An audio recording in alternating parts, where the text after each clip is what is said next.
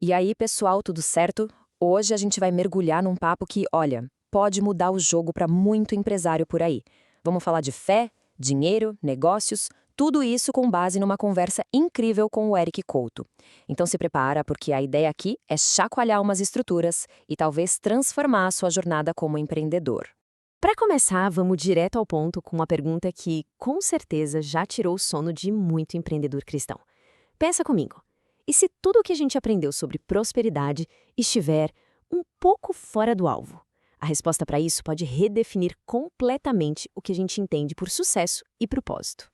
É o seguinte, a maioria de nós, né, encara a prosperidade como se fosse uma linha de chegada. A gente rala, monta o plano, e aí a oração é quase sempre a mesma. Deus, por favor, abençoa o meu negócio, abençoa meus planos. Super comum, né? Mas e se eu te disser que essa forma de pensar, por mais bem intencionada que seja, é na verdade uma baita armadilha? Pois é aqui que mora o perigo, num erro que é bem sutil, mas que faz toda a diferença. Porque veja bem, a intenção é ótima, ninguém duvida disso.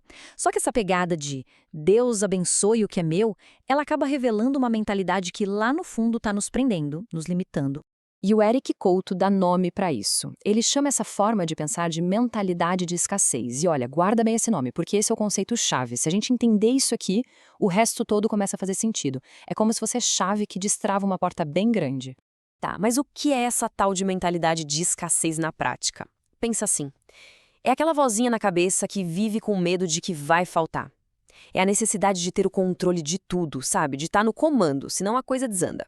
E principalmente, é aquela mania que a gente tem de separar as coisas. Ah, isso aqui é trabalho sagrado lá na igreja, e isso aqui é meu trabalho secular do dia a dia, como se fossem dois mundos que não se conversam.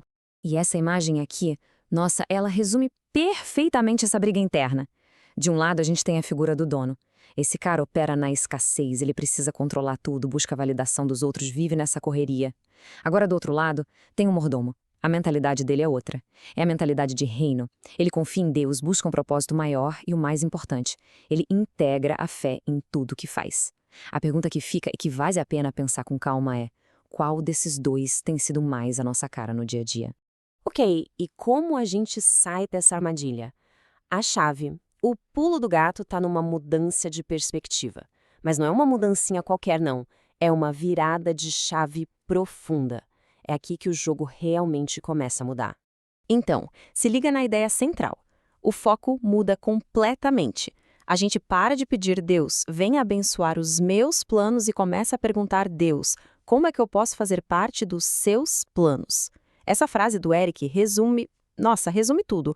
É deixar de ser o gerente que tenta encaixar Deus na planilha do negócio e entender que nosso CNPJ, nossa vida, tudo, já está debaixo da marca dele.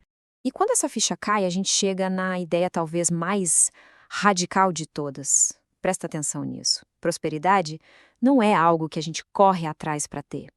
É algo que a gente já é. É isso mesmo que você ouviu. É uma redefinição total de identidade. A gente para de ser o caçador de prosperidade e passa a ser a própria prosperidade em pessoa. É entender que nós fomos colocados aqui para ser a resposta de Deus para algum problema que existe no mundo. E como que essa nova identidade funciona? Vamos quebrar em 3 pontos. Primeiro, entender que Deus nos posicionou como uma solução para um problema real. Segundo, a gente não é o dono dos recursos, a gente é um canal, tipo um aqueduto, por onde os recursos dele passam. E terceiro, e talvez o mais importante, a nossa missão vai muito além do lucro. A missão é expandir o jardim, que é uma metáfora linda para expandir a influência de Deus aqui na Terra através do nosso trabalho. Beleza, eu sei o que você pode estar pensando. Pô, isso tudo é muito bonito na teoria. Mas e na prática? E o boleto que vence amanhã? E a folha de pagamento? Como é que isso funciona no mundo real? A resposta prática para isso tem um nome: governança. E calma, não precisa pensar naquele jargão corporativo chato e burocrático. Pensa na governança de um jeito mais simples. É o sistema, a estrutura que a gente cria para que a mordomia aconteça de verdade. É o que nos impede de sermos os imperadores do nosso próprio negócio. Sabe? Aquela coisa do aqui quem manda sou eu. Em vez disso, a gente cria um ambiente com conselho, com gente para prestar contas, com responsabilidade dividida.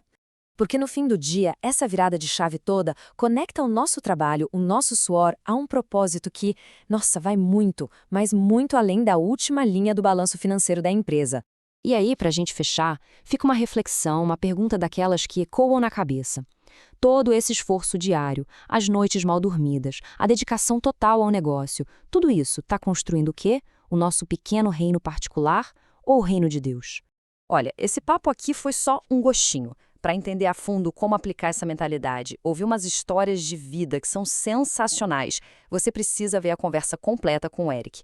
O link para o episódio completo do Reditela Podcast está aqui na descrição. Clica lá, assiste porque eu garanto que vai valer cada minuto. A gente se vê na próxima.